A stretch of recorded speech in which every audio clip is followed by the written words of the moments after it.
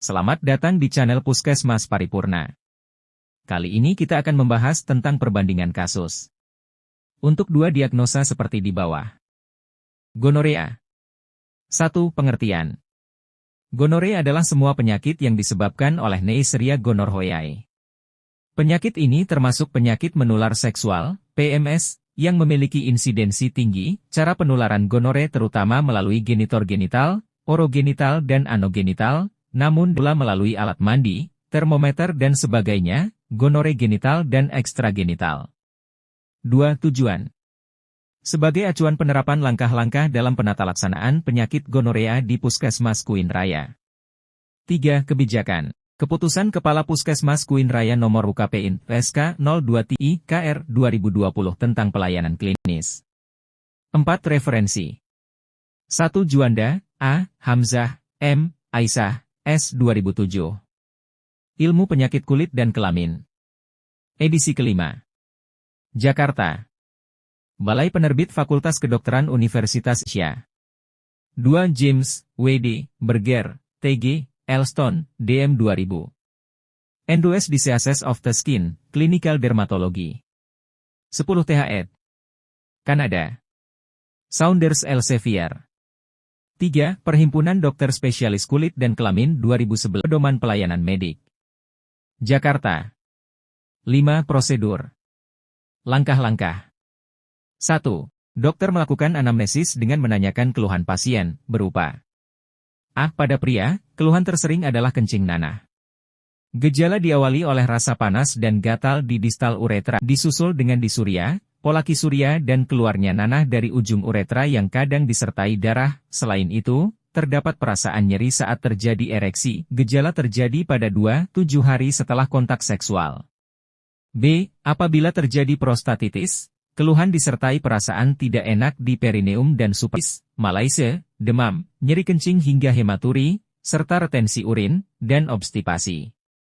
C. Pada wanita, gejala subjektif jarang ditemukan dan hampir tidak pernah didapati kelainan objektif. Wanita umumnya datang setelah terjadi komplikasi atau pada saat pemeriksaan antenatal atau keluarga berencana. KB. D. Keluhan yang sering menyebabkan wanita datang ke dokter adalah keluarnya cairan hijau kekuningan dari vagina, disertai dengan disuria, dan nyeri abdomen bawah. E. Keluhan selain di daerah genital yaitu, rasa terbakar di daerah anus, proktitis, mata merah pada neonatus dan dapat terjadi sistemik, endokarditis, meningitis, dan sebagainya pada gonore diseminata 1% dari kasus gonore. F. Adanya faktor risiko berupa 1. Berganti-ganti pasangan seksual. 2. Homoseksual dan pekerja seks komersial, PSK. 3. Wanita usia prapuberta menopause lebih rentan terkena gonore. 4. Bayi dengan ibu menderita gonore.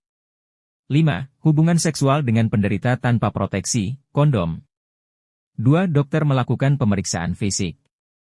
A. Tampak eritem, edema dan ektropion pada orifisium uretra eksterna, terdapat duh tubuh mukosa, serta pembesaran KGB inguinal uni atau bilateral. Apabila terjadi proktitis, tampak daerah anus eritem, edem dan tertutup pus mukopurulen. B. Pada pria, pemeriksaan rektal toucher dilakukan untuk memeriksa prostat. Pembesaran prostat dengan konsistensi kenyal, nyeri tekan dan bila terdapat akan teraba fluktuasi. A. Pada wanita, pemeriksaan in speculo dilakukan apabila wanita tersebut sudah menikah.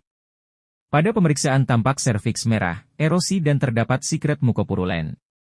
3. Dokter melakukan pemeriksaan penunjang jika diperlukan. Pemeriksaan yang dilakukan yaitu pemeriksaan gram dengan menggunakan sediaan langsung dari duh uretra, kemudian diperiksa di bawah mikroskop. Bakteri Neisseria gonorrhoeae sebagai bakteri gram negatif akan tampak berwarna merah. 4. Dokter menegakkan diagnosis pasien melalui anamnesis dan pemeriksaan fisik. 5. Dokter melakukan penatalaksanaan. A. Pemberian falogi dengan antibiotik, tiamfenicol, 3,5 gr per oral, P.O. dosis tunggal, atau ofloxacin 400 mg, P.O. dosis tunggal, atau kanamisin 2 gram intramuskular, I.M. dosis tunggal. B. Kortikosteroid topikal potensi sedang kuat, misalnya kritason furoat 0,1% atau krim betametason valerat 0,5% diberikan selama 2 kali sehari selama 7 hari. 6. Dokter memberikan edukasi kepada pasien untuk tidak melakukan kontak seksual hingga dinyatakan sembuh dan menjaga kebersihan genital. 7. Dokter melakukan rujukan jika diperlukan sesuai dengan kriteria rujukan pasien yaitu A. Apabila tidak dapat melakukan tes laboratorium. B. Apabila pengobatan di atas tidak menunjukkan perbaikan dalam jangka waktu 2 minggu. Penderita dirujuk ke dokter spesialis karena kemungkinan terdapat resistensi obat. 6. Diagram alir. Panduan praktik klinis. Puskesmas. Fluor albus vaginal discharge non gonore. 1. Pengertian, definisi. Vaginal discharge atau keluarnya duh tubuh dari vagina secara fisiologis yang mengalami perubahan sesuai dengan siklus menstruasi berupa cairan kental dan lengket pada seluruh siklus namun cair dan bening ketika terjadi ovulasi. Masih dalam batas normal bila duh tubuh vagina lebih banyak terjadi pada saat stres, kehamilan atau aktivitas seksual. Vaginal discharge bersifat patologis bila terjadi perubahan-perubahan pada warna, konsistensi, volume, dan baunya. 2. Anamnesis. Bila terjadi pada daerah genitalia wanita yang berusia di atas 12 tahun, ditandai dengan adanya perubahan pada duh tubuh disertai salah satu atau lebih gejala rasa gatal, nyeri, disuria, nyeri panggul, perdarahan antar menstruasi atau perdarahan pasca koitus. Faktor risiko. Terdapat riwayat koitus dengan pasien yang dicurigai menularkan penyakit menular seksual. 3. Pemeriksaan fisik. Penyebab discharge terbagi menjadi masalah infeksi dan non-infeksi. Masalah non-infeksi dapat karena benda asing, peradangan akibat alergi atau iritasi, tumor, vaginitis atropik, atau prolaps uteri, sedangkan masalah infeksi dapat disebabkan oleh bakteri, jamur, atau virus seperti berikut ini. 1. Candidiasis vaginitis. Disebabkan oleh Candida albicans, duh tubuh tidak berbau, pH 4,5, terdapat eritema vagina dan eritema satelit di luar vagina. 2. Vaginosis bakterial, pertumbuhan bakteri anaerob, biasanya Nerella vaginalis, memperlihatkan adanya duh putih atau abu-abu yang melekat di sepanjang dinding vagina dan vulva, berbau amis dengan pH 4,5. 3. Cervicitis yang disebabkan oleh chlamydia. Dengan gejala inflamasi serviks yang mudah berdarah dan disertai duh mukopurulen. 4. Trichomoniasis. Seringkali asimptomatik, kalau bergejala, tampak duh kuning kehijauan, duh berbuih, bau amis dan pH 4,5. 5. Pelvic inflammatory disease, PID, yang disebabkan oleh chlamydia. Ditandai dengan nyeri abdomen bawah, dengan atau tanpa demam. Cervicitis bisa ditandai dengan kekakuan aneksa dan fix pada nyeri angkat palpasi bimanual. 6. Lichen planus. 7. Gonore. 8. Infeksi menular seksual lainnya. 9.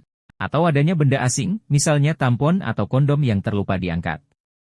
Periksa klinis dengan seksama untuk menyingkirkan adanya kelainan patologis yang serius. 4. Pemeriksaan penunjang. Swab vagina atas, high vaginal swab, tidak terlalu berarti untuk diperiksa dan tidak dapat dilakukan di puskesmas, kecuali pada keadaan keraguan menegakkan diagnosis, gejala kambuh, pengobatan gagal, atau pada saat kehamilan, postpartum, postaborsi dan postinstrumentation. 5. Kriteria diagnosis. Diagnosis ditegakkan berdasarkan anamnesis, pemeriksaan spekulum, palpasi bimanual, uji pH duh vagina dan swab, bila diperlukan. 6. Diagnosis kerja. Fluor albus vaginal discharge non gonore. 7. Diagnosis banding.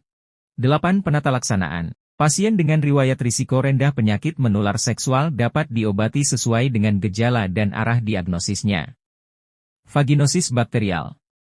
1. Metronidazol atau clindamycin secara oral atau per vaginam. 2. Tidak perlu pemeriksaan silang dengan pasangan pria.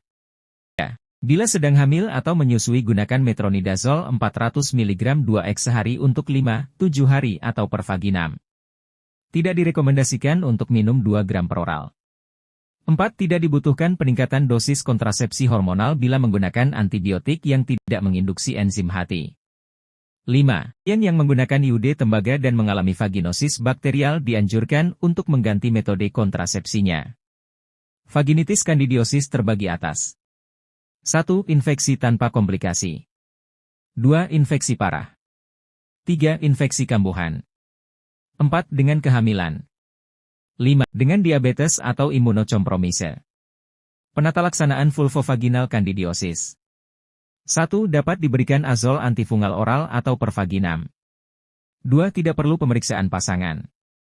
3. Pasien dengan vulvovaginal kandidiosis yang berulang dianjurkan untuk memperoleh pengobatan paling lama 6. 4. Pada saat kehamilan, hindari obat antifungi oral, dan gunakan imidazol topikal hingga 7 hari. 5. Hati-hati pada pasien pengguna kondom atau kontrasepsi lateks lainnya, bahwa penggunaan antifungi lokal dapat merusak lateks.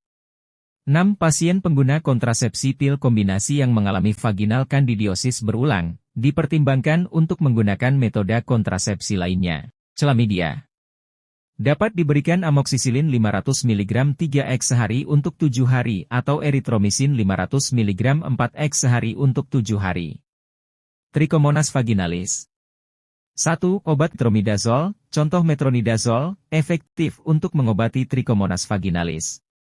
2. Pasangan seksual pasien trichomonas vaginalis harus diperiksa dan diobati bersama dengan pasien. 3. Pasien HIV positif dengan trichomonas vaginalis lebih baik dengan regimen oral penata laksanaan beberapa hari dibanding tunggal. 4. Kejadian trichomonas vaginalis seringkali berulang, namun perlu dipertimbangkan pula adanya resistensi obat. 9. Edukasi. 1. Pasien diberikan pemahaman tentang penyakit, penularan serta penata laksanaan di tingkat rujukan. 2. Pasien disarankan untuk tidak melakukan hubungan seks selama penyakit belum tuntas diobati. 10. Kriteria rujukan. Pasien dirujuk apabila 1. Tidak terdapat fasilitas pemeriksaan untuk pasangan. 2. Dibutuhkan pemeriksaan kultur kuman gonore. 3. Adanya arah kegagalan pengobatan. 11. Prognosis. Prognosis pada umumnya dubia et bonum. Faktor-faktor yang menentukan prognosis, antara lain 1. Prognosis lebih buruk apabila adanya gejala radang panggul. 2. Prognosis lebih baik apabila mampu memelihara kebersihan diri, hindari penggunaan antiseptik vagina yang malah membuat iritasi dinding vagina. 12. Referensi. Keputusan Menteri Kesehatan Republik Indonesia Nomor HK-02-02, Menkes 514/2015 tentang panduan praktik klinis bagi dokter di fasilitas pelayanan kesehatan tingkat pertama.